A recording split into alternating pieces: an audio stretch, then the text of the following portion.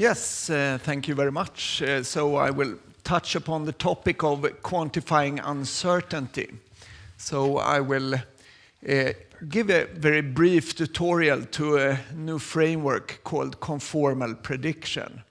And the good thing here is that I'm not trying to sell you yet another learning algorithm, but I'm trying to sell you another learning framework in which you can put your favorite algorithm. And if you do so, then you will not get the traditional point predictions. So, and when I say or talk about point predictions, I mean in standard classification models, you will have a class label. Is this customer a good customer or a bad customer? Or regression models where we do a numerical prediction. Maybe we try to predict what will be the temperature tomorrow. And in the standard framework, we will get a point, and that could perhaps be 1.5 degrees. And that can be very good and very useful in many cases, but it doesn't really reflect the uncertainty. So it may be that our model, which tries to predict the temperature, builds or collects information from many sources, and currently there might be two colliding weather systems, so tomorrow will be a very, very difficult day to predict. But still our model will output 1.5 degrees, and just we will be fine with that until we realize that it will be 5 minus or 10 plus or something, maybe in some cases positively surprised. But the question now is how can we achieve this? And this is through this conformal prediction framework. And when we apply it to a classification model, we talk about conformal classification. When we deal with regression models, we have conformal regression. And as I mentioned, you can plug in your favorite classification or regression model, but I will just plug in my favorite models, namely decision trees and random forests, as an illustration and show why this can be useful. So let's begin from the beginning again. So we typically have trained a model using some available data.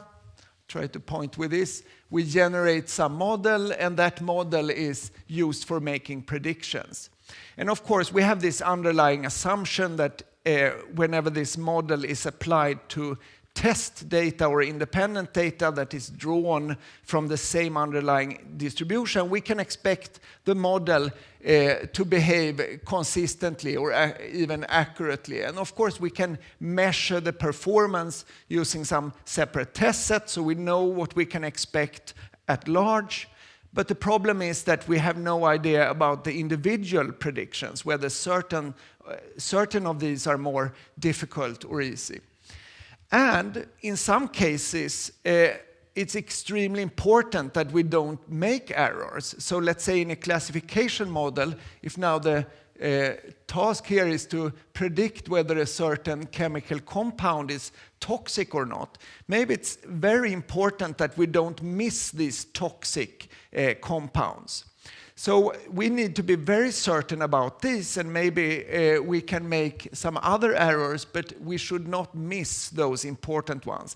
This is similar to other cases where we have intrusion detection, for example. Maybe we have 1 in 10,000 or 100,000 attempts to access a server is non-intrusive, but in these few cases, we really need to capture these occasions. So we have, in that scenario, a highly imbalanced problem, which is difficult for ordinary classification methods to deal with, because a very good guess is to say that, no, it's no problem at all, and we would be like 99.99% accurate. But somehow, in some cases, we need to control the error level. So what we will do now is put everything on top of what we are used to think of. So typically we build models, we evaluate performance in terms of accuracy, for example. But now we say, no, let's start with the accuracy and say we would like to be 95% correct. Okay, And now what should we do? Well, that is the answer this conformal prediction framework will give us. In conformal prediction, instead, we have this guaranteed error level. So we have a user-provided confidence threshold, okay, or value.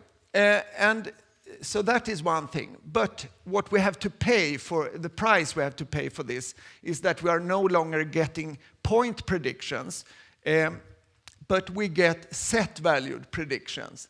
So if it's a binary classification task, we may, in some cases, be output or be given both class labels, which would somehow indicate that the model that made this prediction cannot really determine whether it's a toxic or non-toxic. So both possibilities are still not unlikely. Or in the regression case, instead of a point, we now get an interval. So this is also a set-valued predictions.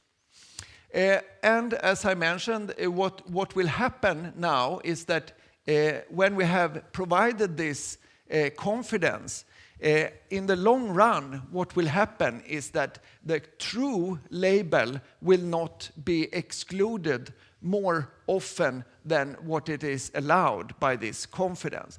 So it means that if we have a 95% confidence level, in only 5% of the cases can we expect the true label to be excluded.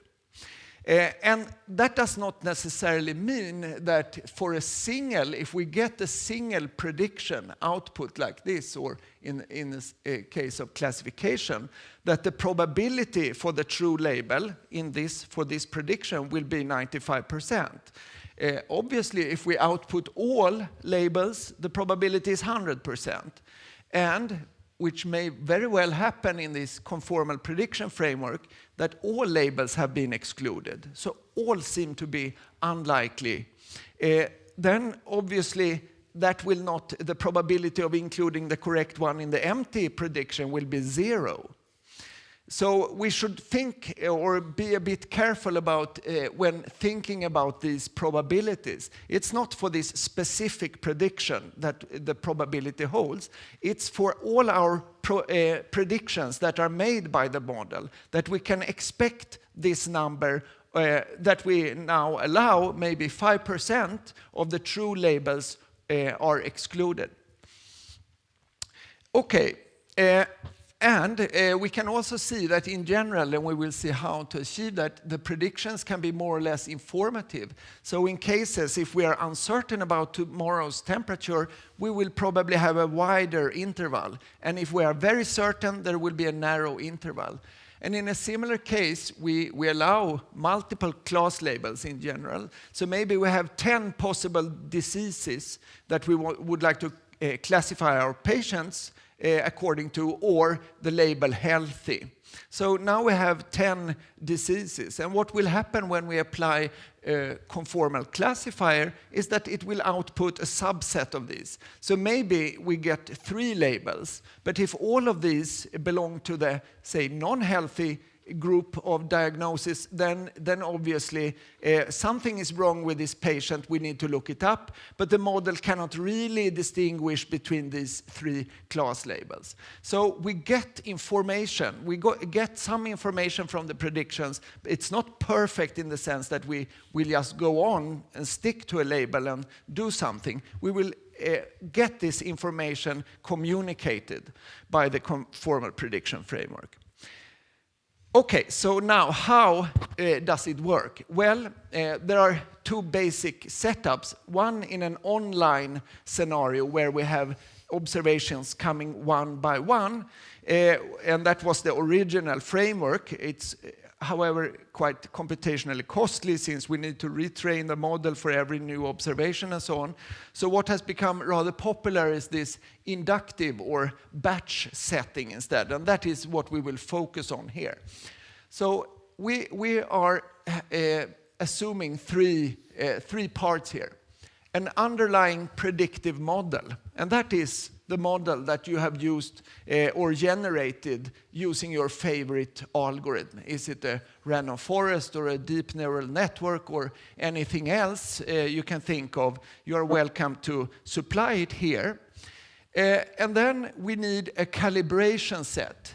And this is a separate set of examples drawn from the same underlying distribution from which you have trained or got your training data, but it's separate. So you should not reuse your training data here and think that you will get some unbiased estimate of its performance, because you will typically overfit the training data, so what you get here will be something that is rather useless. So you need a separate calibration set, if you can afford that. And then there is a final component here, and this may look like a very sophisticated component, namely a non-conformity measure. And it's a function which, for a specific instance, given the input vector or input representation, if it's a graph or anything, and a label, it will output a score. And these scores are to be used somehow. So let's look a little more on this non-conformity measure. I should tell you that the whole framework does not stand or fall with this non-conformity measure in terms of theoretical guarantees. You are free to use any, in particular for classification, any function you like here. So in principle, you can just use a random number generator here. So that is the level of sophistication required to make this work. Any number here, but it will not be very, very useful. It will rather provide you with non-informative predictions. But it will not collapse. All the guarantees will still hold. You will not reject or exclude more labels than you're allowed to. But to get some more information out of the predictions, you usually do something more better than that. So a very standard choice for classification, but there have been many in the literature proposed, would be simply if your model can output some probability estimate, then you take 1 minus that probability estimate for that particular class. So then you would get a score. And for regression, you may look at the difference between, or the absolute deviation between the true label and the predicted label. So this Hx is simply, you apply your model that you were given to your input vector, you get some prediction, and this is simply the difference.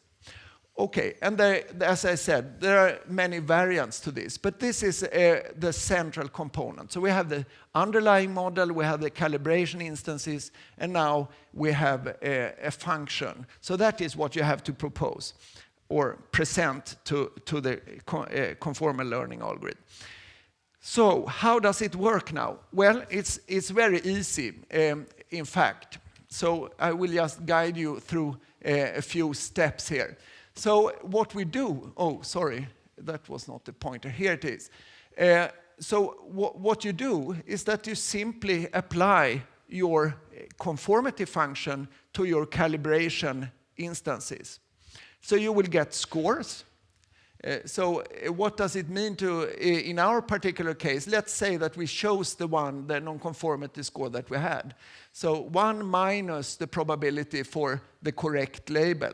So this is a calibration. This is a set of calibration instances that we have plugged in. So x1 and y1 happen to be the input vector and the true label. So we need to know that for the calibration instances. We get some score, and then we apply this to all our instances and sort them somehow. And now we said also that the user had to provide some confidence value. So maybe 95%. So let's say that is what has been plugged in. And then what we now get is simply the alpha value, or the calibration score in that percentile. This is somewhat simplifying things just to make it doable in the given time. There can be ties and there can be too few scores and so on, but keep it simple. So we have a threshold here, and what we now do is that for a new test instance, or if we have a set of test instances, so for each of these, we will try each possible class label. And then take this class label together with the input vector, get, using the same underlying model, a score, and see, is this higher than the threshold value here? Then it's non-conforming. Then it's something very odd. So we are allowed to reject it. And then we repeat this for all possible class labels. And what we in the end get out is a subset of all class labels. In some cases, like here, we got a singleton. In other cases, we have many labels, or we can even get the empty set. So this is how it works. And in the long run, this works. We are guaranteed that the true labels will be included in 95% of the cases. So it doesn't mean for a specific prediction that the probability is 95%, but we can expect over all our predictions that we make that if we follow this procedure, we will have the true label included in the prediction 95% of the time. Did I step ahead? Or no? Okay. Or backwards, rather. Okay, so this is fine. This is the basic thing. Now, the question is, how much time do I have? Okay. Then I need to step forward, as usual, a little faster than expected. So anyway, we can now do the very same thing for each separate class label. So now we will have a calibration set for each class label. And what this means is that we will have the same guarantee now for each possible class label. And then, of course, we can do very similar things for regression instead. But here, it's no longer possible to use this hypothesis testing where we try each possible label because we have an infinite number of labels. So instead here, for regression, we do this trick that we have a non-conformity function that is based somehow on this, the difference between the predicted and the true value. And now we can use this as a basis again. If we say have decided a 95% confidence level, we simply go below or down the list until we have reached this percentile, pick the value, and then we use this to form a confidence interval. So again, we have the same guarantee that we will, in the long run, output or include the true label in 95% of the cases.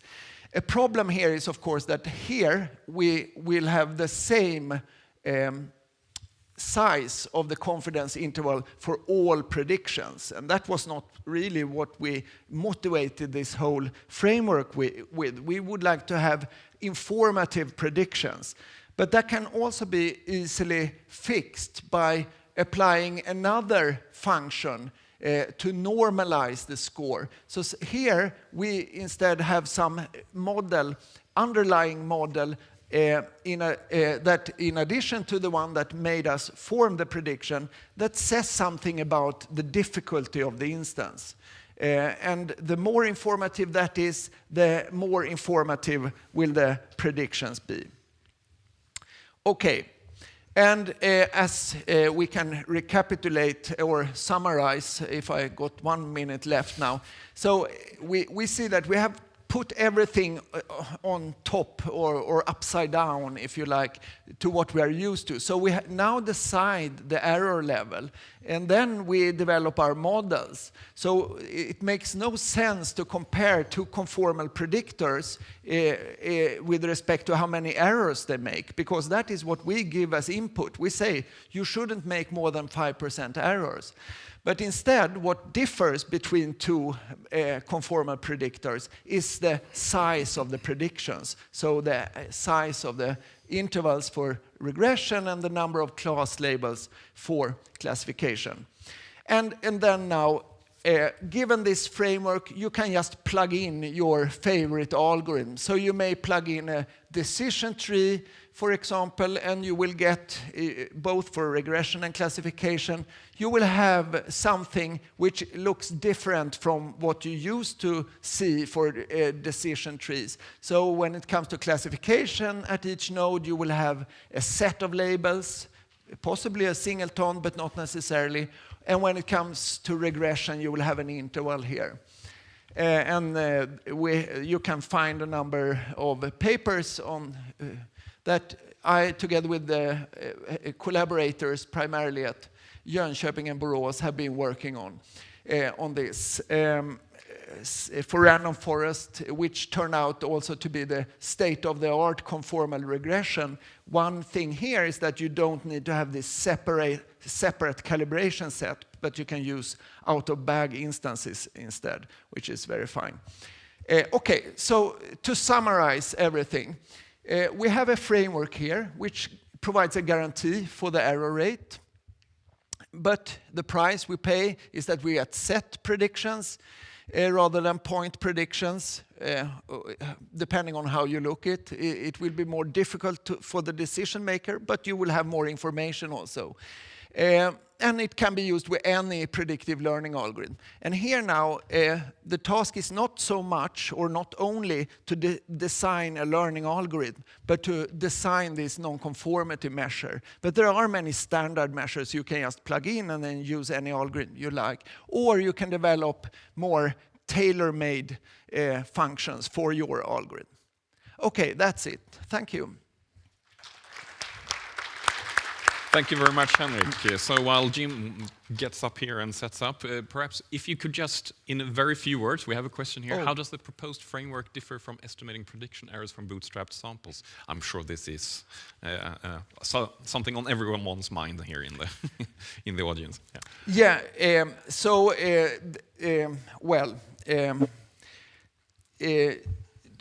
So here we will get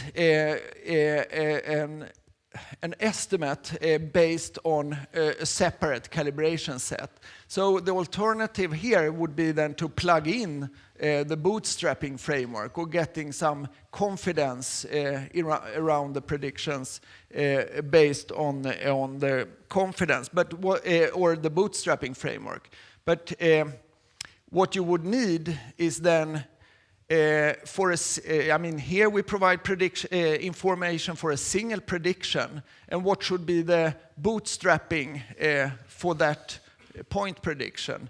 I would say that's a difficult question to answer to start with. But then, of course, one could, in principle, generate confidence intervals using bootstrapping, but not for the point predictions. All right. Thank you very much. Yeah. Okay.